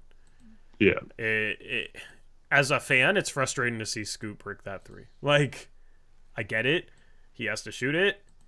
His shot's a work in progress. I get all that. As a fan, bro, it's still freaking frustrating a close game late for him to get an open three and he breaks it off the backboard. I mean, I'm not sitting here saying anything else other than, like, it sucks. Sharpe having a dominant game and then not having a single field goal attempt the last 5.5 minutes while we cannot score the ball is frustrating. The Tumani play where, like, nobody goes to get the outlet was frustrating, and then people blaming Tumani for that when, like, Tumani just had a great defensive stop and rebound. That was frustrating. And then not fouling in that situation and Steph shooting a three to make it so that we can't even have a chance to tie the game was also frustrating. Like, there's just a lot of things in this game situationally that were frustrating.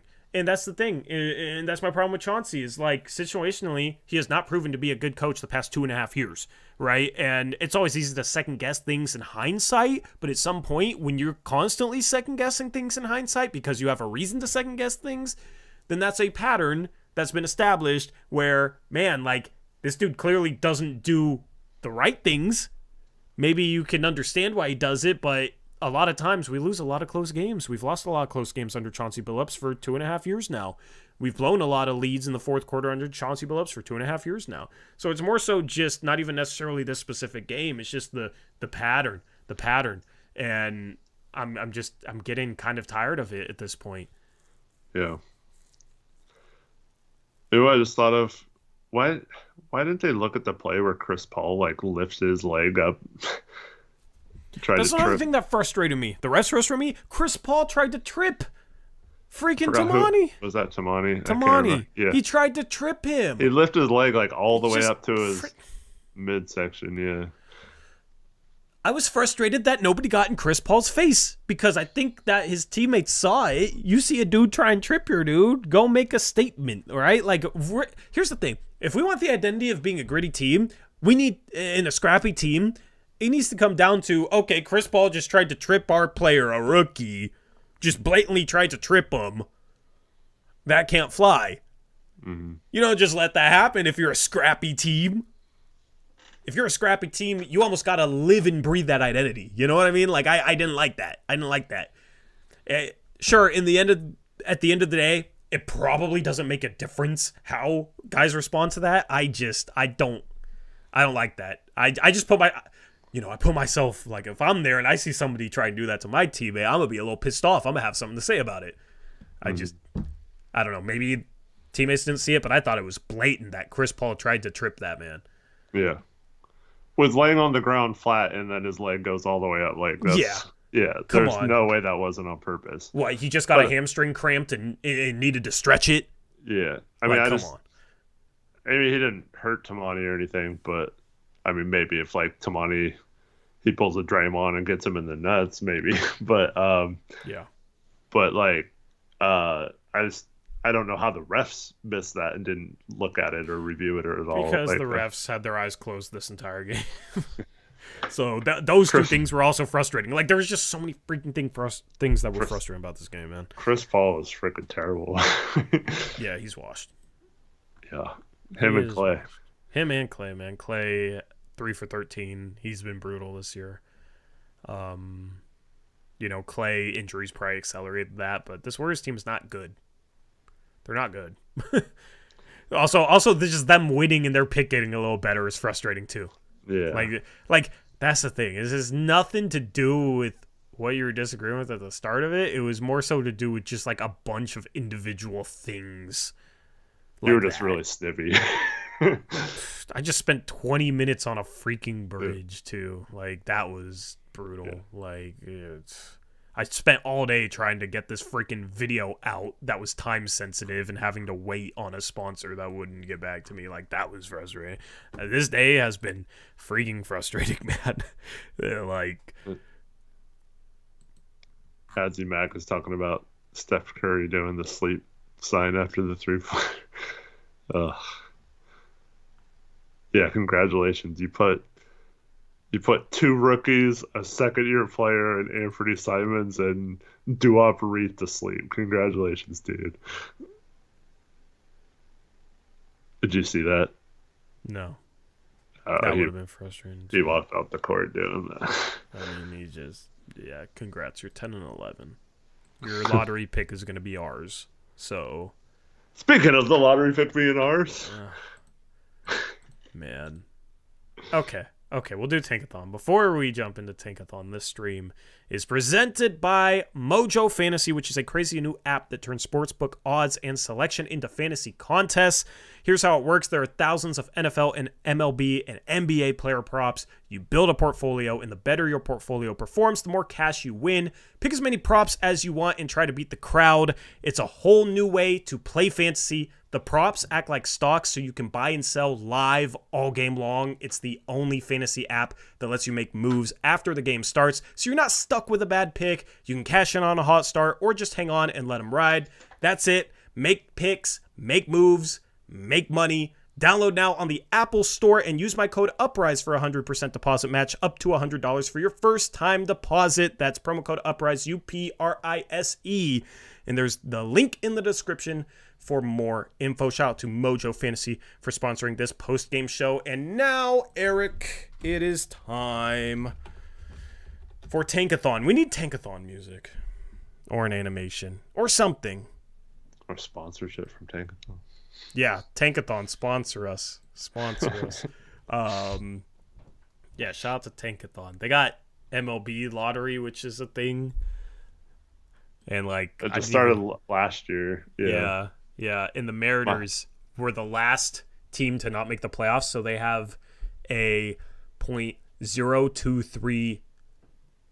They have a 0.23% chance at the number one pick.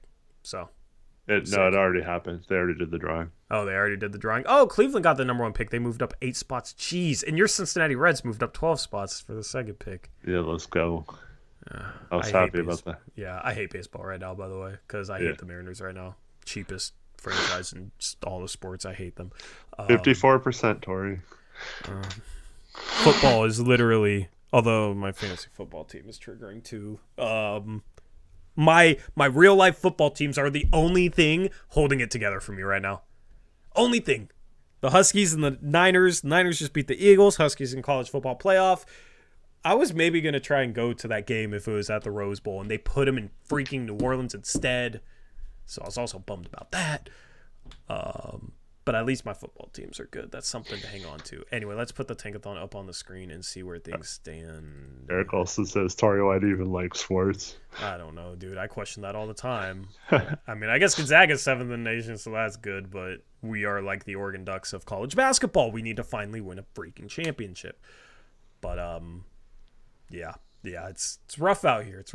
But Tankathon tied for 4th and 11th. Yeah. Have you watched any prospects as of late? We can do this before we do the sim, or do you want to do the sim first? I guess it kind of makes sense with where the picks fall. But well, before the game, this wouldn't really be lottery, but I watched the Marquette Texas game. That was a blowout, but Iguodaro, or however you say his name.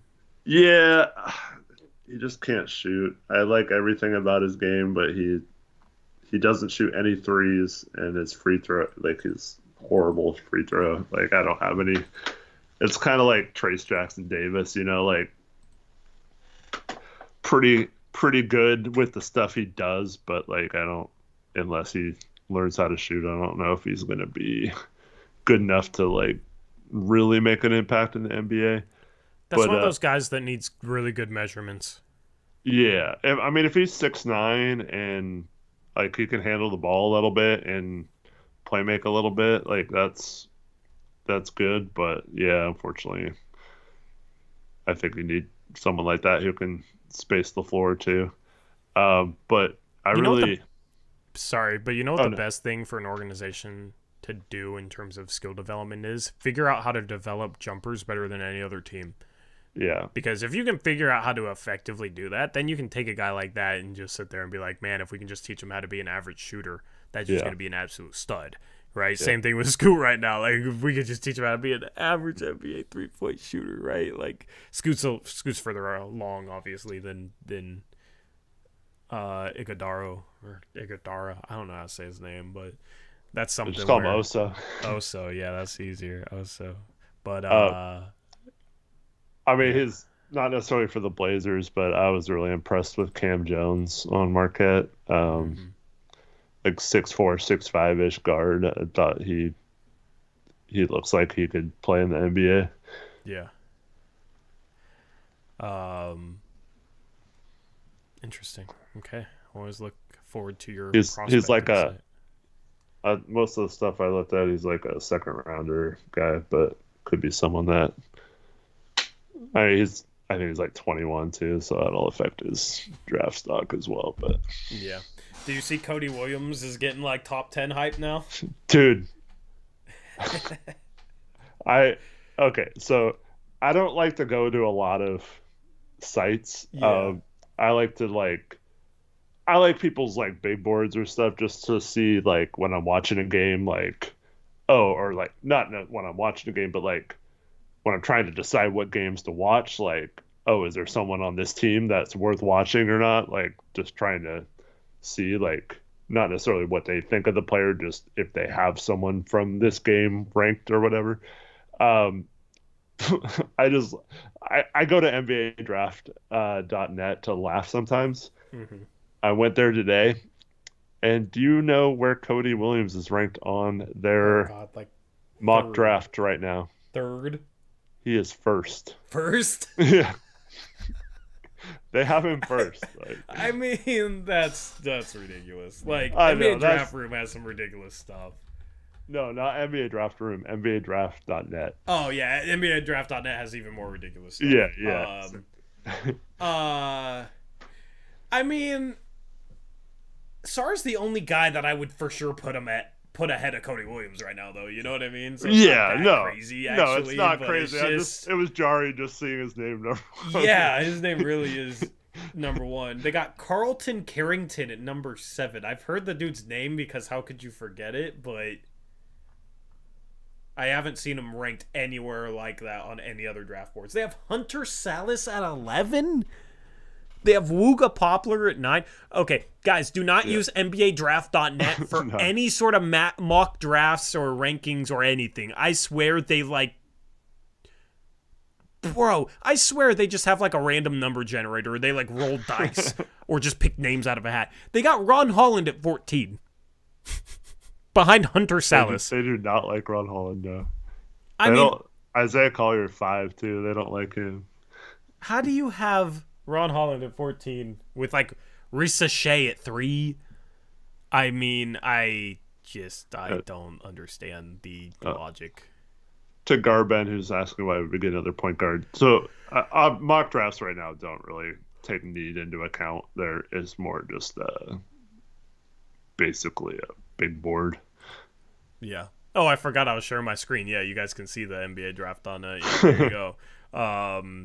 Ridiculous stuff there. My Tankathon is much more normal. I have a feeling I'm just never gonna like Risa Shea, or however you say his name. I need to get better with the names in this draft class to talk about him, but he is not my type of player. I don't know. I was watching another game last night. I don't even remember what game it was.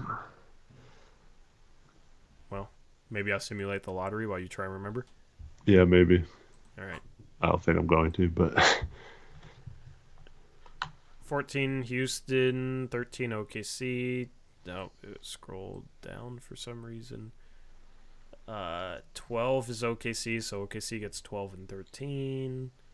11 is Portland via the Golden State Warriors. 10 is San Antonio Spurs via Toronto, so that means I don't know who moved up. A team moved up. Utah is 9, so another team moved up. 8 is Charlotte. 7 should be Portland, and it is Portland, actually. Portland moves down 3 spots. Oh yeah, Eric, could you imagine just having an awful season where we win the fewest games in like since like 2007, yeah, and we end up with fourth best odds, and we move down 3 spots to 7? yeah. And just I like mean, this whole season, we just waste on. look at Detroit last year. They had the best number one spot, and they fall the furthest but they could fall. Yeah, but maybe they were lucky falling to 5 instead of 3. Maybe. You never know. So Portland at 7 and 11. We'd have trade up possibilities, I guess, if we really wanted to. 7, I feel like, is gonna be a spot for Cody Williams. 6 is San Antonio moving down 4 spots, and 5 is Detroit. 4 is Chicago. They move up 4 spots. 3 is Memphis. 2 is Atlanta moving up 8 spots, and number 1 is Washington. So,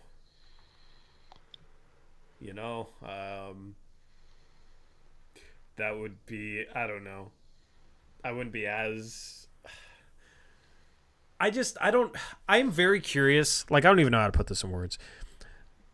I feel like this year more than any other year, I'm not going to love the top prospects in this draft like other people will love them. And I just don't know how I'm going to feel if we move down from like 4 to 7. Yeah. Like, I think I'll be less devastated than last year when we moved up to 3. Well, yeah. Because obviously you want Wemby. I just don't think there's going to be anybody in this draft. Like, I want Sarr, so I'd be upset not getting Sarr. But I don't think he's like can't miss like Wemby was. Like, that is the only guy in this draft right now. Things could obviously change. But right now, that's the only guy in this draft that I am begging for at this point. Begging to the lottery gods for. I also like Cody Williams. Yeah. But Sarr is my guy all the way right now for this team. Because that's the thing. If you're not going to be more physical than the other team in the front court, you better have length, size, and skill and defense, and just like a combination of everything else.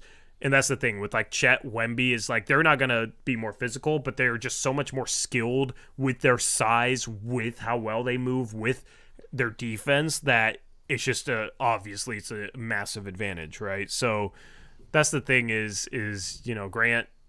Good scorer at the 4 spot, but he doesn't rebound. I don't think he's that great of a defensive player. He's not somebody that passes the ball. Like, it's really just his scoring is really all that he provides consistently to a team. So if you're not going to be more physical up front, you got to be able to do multiple things, including score the ball, including make the right pass, including rebound still. So that's why I like Sarr at the 4 spot, even though he's like skinnier, Let me ask you a question. Do you think, like, that mindset? I'm not saying that you're doing this. I'm just asking a question. Like, that the fact that you're looking at these prospects not expecting to like anyone, do you feel like that ever makes you not like anyone? Or does that, like, if someone pops it, like, might make them like you might make you like them more? Or, like, once you start deep diving into it? I don't think so. I mean, I try and dive into prospects with an open mind, and I feel like I didn't like Keegan Murray top 4, right? But he wasn't considered a top 4 prospect at the start of the year. Mm-hmm.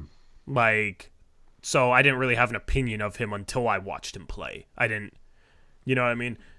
I don't think there's ever been a prospect at the top of the draft where, like, I didn't like them, so I faded them a ton. I guess the only guy you could say that for was maybe LaMelo Ball. But the thing is I had legitimate concerns about his shot because he shot like 27% in the NBL. Brandon Miller wasn't at the top of boards until partway through the season. I didn't. That's what you're saying. Yeah, so like I watched Brandon Miller before I really had an opinion on him. Mm. That's what I mean by like this is like the first year we're going into things just based off watching top prospects for like a couple, a time or two and watching highlight clips, right? So it's just very bare bones minimum stuff. most of the time at the start of the season when I'm like, all right, top prospects for this year, I watch, maybe a bit of a game and I'll watch like a highlight tape. Normally top prospects, I'm used to them being like, okay, off of that, you can see why they're a top prospect. Like, okay, that's impressive. I see it. And a lot of times for me, it's just like with Scoot, first time you watch him in the G League was like, damn, he's quick as hell. Damn, that pass is super nice. Wow, he just dunked on someone. Like, okay, you kind of get it. And obviously you need more to form a realistic opinion. But in past years, guys at the top of boards, you watch Wemby for freaking 5 minutes and it's obvious. You know what I mean? I had so much fun watching Wemby last year. I know. Absolutely. Well, Scoot, like the Rising Stars, the G League player, like that was always fun too. Yeah, so like every player that was at the top of boards going into the season in the past, it was like, okay, I understand. Like, and maybe if I had some reservations, it was more so like, okay, I probably need to watch these guys a little bit more. And with Ron Holland, like that's kind of where I'm at. But like I had that feeling, and then paid attention to a couple of his G League games starting the year, and it's like he has an 11 turnover game, and there's all the things with like they're hyping up his height and saying he's 6'8", and he's definitely not. And I don't know, like there's just a lot of things with a lot of these top prospects where it's like very questionable to me, and I'm still approaching them with an open mind. Like I might have Ron Holland as my number one prospect at the end of the year, if but depending on the rest of this G League season. I know he's been playing better, but I'm gonna go see him play in person when the Remix play the Ignite in Portland. So I don't think so. That's the only thing that's like not completely killing me trying to watch Ignite games is that they have so many prospects on that team. So like every game I watch, I can like, oh yeah, of course you're watching Holland, but like you can focus on a different one. Like, okay, I'm just going to focus on this guy this game. And so yeah, at least there's some variety there. There's different prospects you can watch, but like it sucks because I watched the showcase games this summer with the G League and Perth, and that's when I fell in love with Sar. And then but like you try to watch him in the NBL right now, and dude plays like 16 minutes, and it's like it's just frustrating because they don't even really use him that much, and I feel like he's just kind of wasting a year down there. But yeah. I will say like Buzelis does have some intrigue for me, just because he seems like he might have enough size plus skill to be like a dynamic forward. I've kind of had this conversation in the past, like a guy that can score, create off the dribble, pass, shoot, like kind of like a forward with guard skills, with the size of a forward, not like you're playing Norman Powell at the freaking small forward position. So Buzelis is intriguing in that way. I just don't know if he's going to be able to separate enough to be that guy at the NBA level. And defense is going to be brutal with him, I think. So, yeah, that's my reservations with him. Yeah, interesting draft, man. Interesting draft. I think Cody Williams will go top 8 at the end of the year. Yeah. I need to find my sticky notes and put them on the board that I got. I don't know how I lost my sticky notes, but that's something I would put right now. I mean, I don't think that's a hot take at all. I think that's pretty... Okay, fine. He's top 7. There, I'll go up one. Top 7. I don't know if I can go top 6, but like you said last time we did this, I think he's going to get his brother bump. Unlike Chris. We didn't really what do you mean, about unlike Chris? Maybe Chris did get a brother bump. Okay, Chris was solid today. I'm not hating on Chris for today. He had a couple threes and had a couple nice defensive plays. Like, that's what I was looking for, something from him. I had a thought during the game watching Chris Murray. Yeah. He should... This is going to sound kind of stupid. And I expect to get hated on a little bit for this. He should just watch PJ Tucker film and learn just be one of those guys that plays defense and shoots nothing but corner threes. Like don't even don't even do anything else but shoot. Like just learn how to shoot the corner threes, practice all your time shooting corner threes, and focus on being a tough defender. And just like because PJ Tucker's carved out like a nice role. I don't know like what else to do if you're him other than just become a lights out corner 3-point shooter and play good defense. Yeah, I just don't think Chris is capable of becoming a PJ Tucker type defender. Right, yeah. A small part of that is like he doesn't have that sort of like edge / temperament, right? Like I think that in a way does play into it. Like I think Chris can be an okay defender. It's just he'd have to put on a lot of muscle to be able to be as physical as PJ Tucker is. Yeah, I mean, I don't think it's a bad thought at all. Yeah, obviously, a nice archetype. Obviously, chat. We'd love for him to be Keegan, but I mean, Keegan this year isn't even good, so I still think they made a mistake with that 4th overall pick. But hey, got him to the playoffs finally, so it was worth the pick, right? Yeah. Keegan this year, 39% from the field, 31% from 3, 13 points per game. He averaged 12 points per game last year. He was 12.2 last year. It's 12.9 now, and he's playing a couple more minutes. On a per 36-minute basis, he went from 14.8 to 14.4. Yeah, but he's shooting. He's just really struggled shooting. Yeah, he's shooting a couple more shots a game. It's just he's not a creator. He's somebody that plays in the flow of things and can play some solid defense. Like, that's a role player. He's already 23 years old, That's why I didn't like him with the 4th pick. It's fine later on in the lottery, but at that point, you swing for upside. At that point, you take freaking Shaedon Sharpe. Shaedon Sharpe is already better than him, and he's 3 years younger than him. And he has a lot more upside than him. Thank God they took Keegan Murray instead of Shaedon Sharpe. If we had Keegan Murray instead of Shaedon Sharpe, I'd feel a lot worse about the state of this organization right now going forward. Yeah. Right? You take that swing at the top of the draft. That's the only time you can get a player like Shaedon Sharpe for the most part. So. Well, just think about like the Spurs trying to trade up for Keegan. Apparently, was the rumor. Like, what they would have given up assets to go up and get him, man. Yeah, like that's I tend to fade those types of players.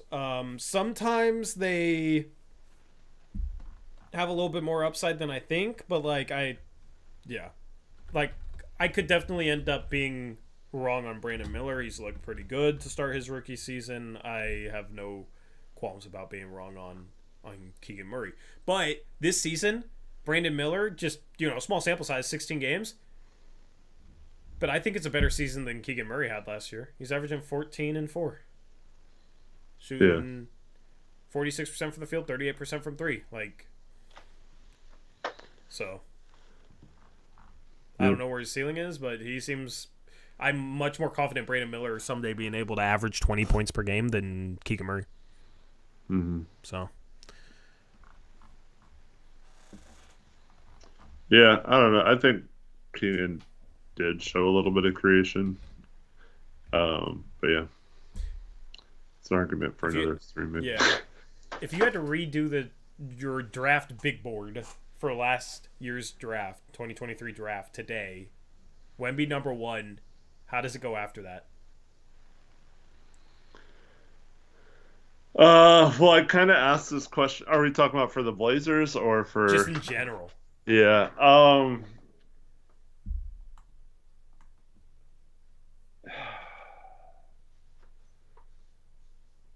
I'll say my top 5 doesn't change.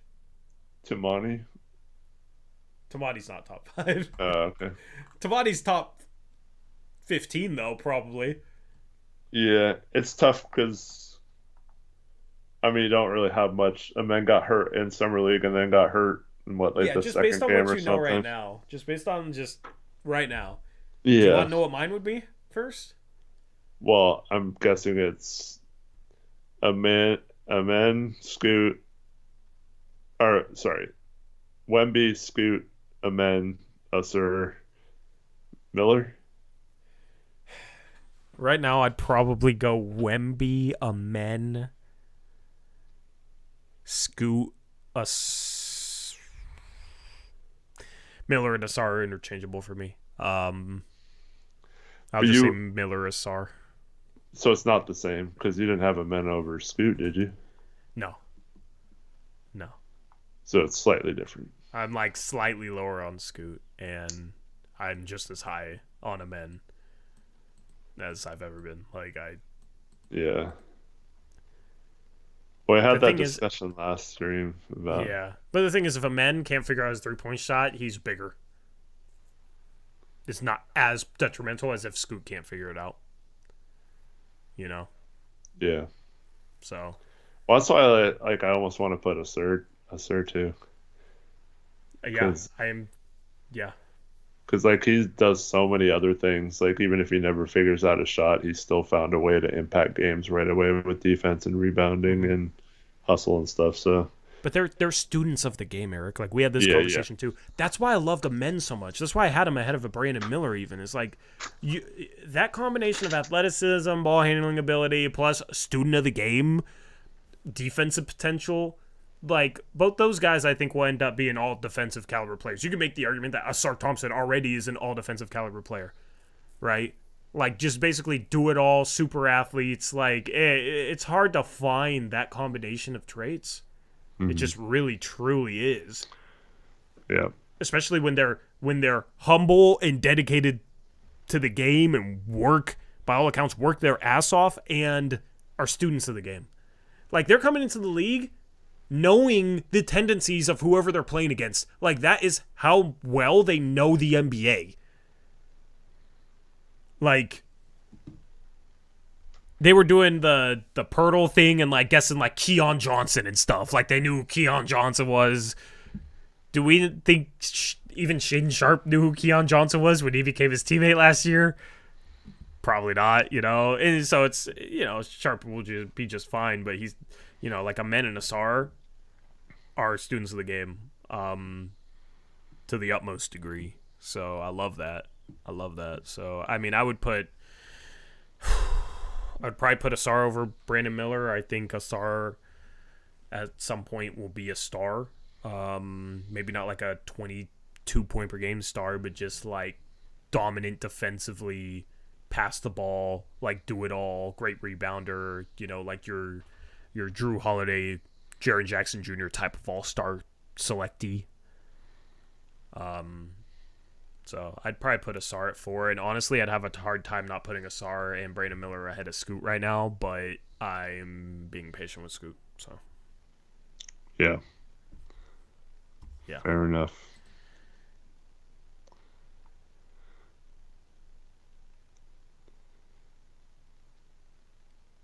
Yeah, Amen's like the only one of the five that my opinion hasn't really changed at all just because I haven't seen enough of him. Yeah. Absolutely. Colonel Pancakes $5 donation said, if you could have Scoot or Miller knowing what you know now, would you stick with Scoot or take Miller? I mean, now I'd take Amen. Like, but I liked Asar too. I had Asar top 5. Mm-hmm. Well, I asked this question last stream. I think it was last post game show. With the value of hindsight, knowing that every other move was exactly the same, we had the exact same roster. You could just switch Scoot out for someone else. Would you take him still, or would you? And I'd be really intrigued by putting one of the Thompson twins in at the 3 right now with Tamani at the 4, and like putting one of the Thompson twins out there tonight. And you have Anfernee Sharpe, Usser, Tamani, and whoever the center is long term. Yeah. You get Alex Sarr next year, dude. Yeah, that would be intriguing. I mean, like last stream I said Scoot.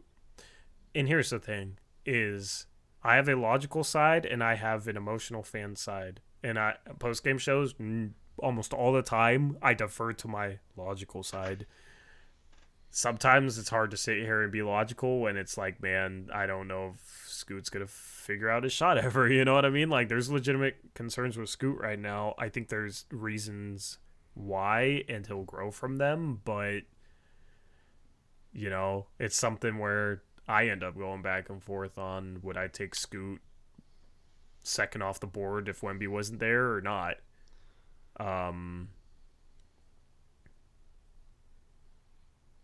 So, like, yeah, a star or a men would be nice. I think a men would be a star. I mean, Scoot, gotta have patience with him. So, it's just today, man. Like, that was such an open three, and I got my hopes up. Like, oh, this against him, you know, it's like against Steph, the guy he worked out with in the offseason. Bro, I was like, oh, this is his moment to hit a clutch three. He's wide open. He started shooting the ball better. Right? So, oh, let's go. Like, I got my hopes up. Sat up in my seat. Almost stood on my feet. Scoot wide open three. Almost breaks the backboard and doesn't hit rim. Like, damn, man. This is the first time in the NBA being in that position in the fourth quarter. Like, just at least hit rim, bro. Just at least hit rim. Like, don't... maybe it slipped out of his hands. It definitely slipped out of his hands. That's the problem. Is like 80% of the time it slips out of his hands. Yeah. You can't be a good NBA 3-point shooter by having the ball slip out of your hands on accident and accidentally go in. Right? So, Dro says it curved. I laughed. Well, it probably had side spin because it slipped out of his hand. Yeah. Oh, God. Man, like, he needs... If he comes back next year and the first preseason game, or even FanFest, right? How ridiculous does it sound to be concerned with something after FanFest? But if he comes back after this offseason, if he comes back next year and in FanFest, his jumper looks exactly the same, I'm officially worried. Because I understand not changing it now, but when he has a whole offseason, he needs to change his form. And if he doesn't, then I'm officially worried. We probably should have changed this offseason. Yeah. Yep. I agree, but, you know.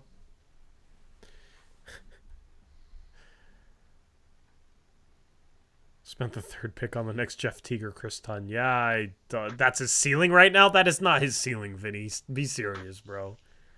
See, Vinny isn't using his logical side because he's saying Chris Dunn is Scoot's ceiling. That's his floor if you're talking about, like, a journeyman guy who's never panned out, really. I mean, Jeff Teague was an all-star one year, right? Yeah, Teague was fine. He was on those good Atlanta teams. That's two very different players. Chris Dunn's an absolute bust, and Jeff Teague was an all-star one year, so... When Tommy watches this tomorrow, he's going to be mad that you called Chris Dunn a bust. Does he not think Chris Dunn is a bust? I don't know. Yeah. I need to go to bed. Yeah, you do. Anyway, thank you guys for watching the stream. We'll be live again on Friday after the Blazers take on the Dallas Mavericks at home. We got home games coming up. Dallas at home, then Clippers on the road. Then we have a 6-game homestand after that. One road game, which I won't be doing the post-game show for on the 23rd because I'm celebrating Christmas on that day. And then 3 more home games against the Kings, Spurs, twice in a row. So lots of home games coming up. Looking forward to that. This team has played a pretty road-heavy schedule so far. Out of their 20 games, Eric, let's see here. 13 have been on the road. Only 7 have been at home. That is the fewest amount of home games, I think, in the entire league. I think it's by far, by at least a few games. Miami's only played 8 home games. Washington's only played 8 home games. But yeah, we've only played 7. So we have played the fewest home games in the league. So it'll be nice for this team to come home. I think with that being said, like, we've played the most road games. So But we're 2-5 at home, 4-9 on the road. Same percentage, basically, home and road. But yeah, we'll have a post-game show on Friday. Finally a home game, so looking forward to that. Anything else, Eric? Thanks everyone for watching. And Aeromancer put down the alcohol. Is he drinking alcohol right now? I don't know. He says, "Hey, how do I make my kitchen good? Please help." You take the alcohol out of it so that you can figure it out on your own instead of drunkenly coming into our stream chat. Yeah, sure, buddy. Yeah, okay, Mister. I am sober. How do I make my kitchen good? What are you talking? He says, but my kitchen is bad. Okay, Arrow, fine. 2 minutes. Please explain why your kitchen is bad. What is bad about your kitchen?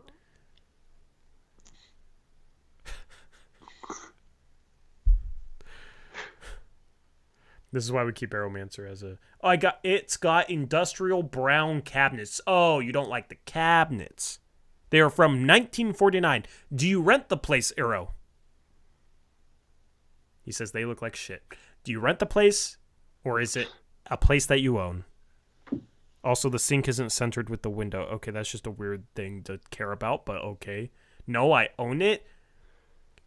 Well... Buy a carpenter, bro. I don't know. Yeah. Or befriend a carpenter. Yeah, see if there's a carpenter within the Blazers Uprise community. Jackson says paint them. I mean, you could paint them. Right. So, you're, like Elizabeth Allen says, your kitchen's just ugly, not bad. Yeah, there's a difference. Ugly isn't always bad, you know? Because it's still functional, right? So... Yeah. But maybe you should just sell your place and buy a new one. Oh. Cabinets are, like, really expensive, too. So, like, it's one of those things where you just have to kind of live with it. Sell it to somebody who wants to throw it back to 1949. Yeah. I want to make it look way nicer, though. Well, unfortunately, we're just basketball YouTubers, not carpenters. So, unfortunately, we can't be of much more help there. But there are people that are paid to help you with your problem. And with that being said, Eric, I think that's a wrap, isn't it? Yeah, thank you all for watching. Have a good night. Shout out to Mojo for sponsoring this post-game stream. Link in description box below. Use promo code Uprise for 100% deposit match. With that being said, we are out of here. We'll catch you on Friday. Until then, as always, peace out.